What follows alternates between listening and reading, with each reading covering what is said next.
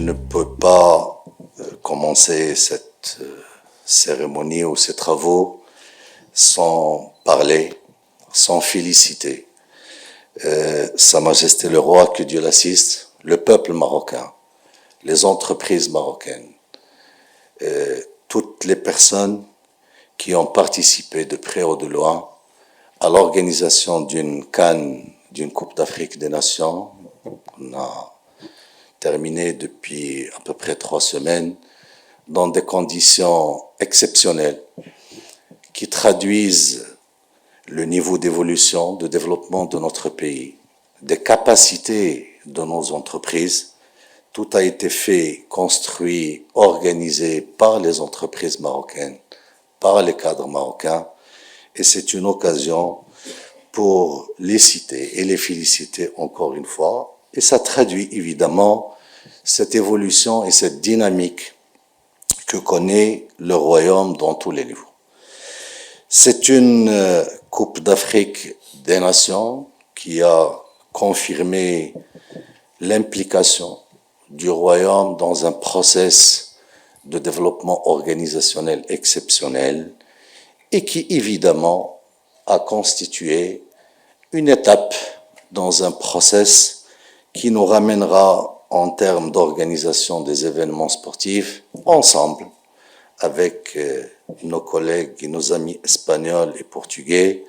pour organiser la Coupe du Monde 2030 qui, de l'avis de tout le monde, c'est une coupe, et ça sera une Coupe du Monde exceptionnelle.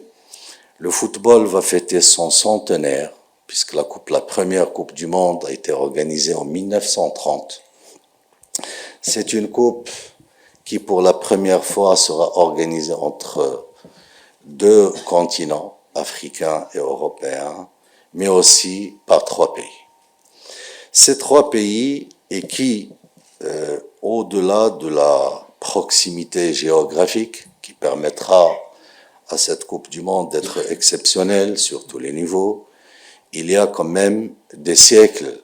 de civilisation commune et de construction et de complémentarité civilisationnelle, culturelle et aussi économique entre les 3 pays. Ces 3 pays, le Royaume du Maroc, l'Espagne et le Portugal, de part et d'autre. Aujourd'hui, il n'y a pas de dépaysement de découvrir des réalisations de part et d'autre de la rive méditerranéenne qui confirment cette histoire commune, ce travail et cette construction faite dans la complémentarité, plutôt dans une fusion entre les populations à travers l'histoire. Ce qui nous donne aujourd'hui l'opportunité de réfléchir le présent et le futur avec un vécu historique riche, diversifié, multidimensionnel et qui nous permet effectivement de concevoir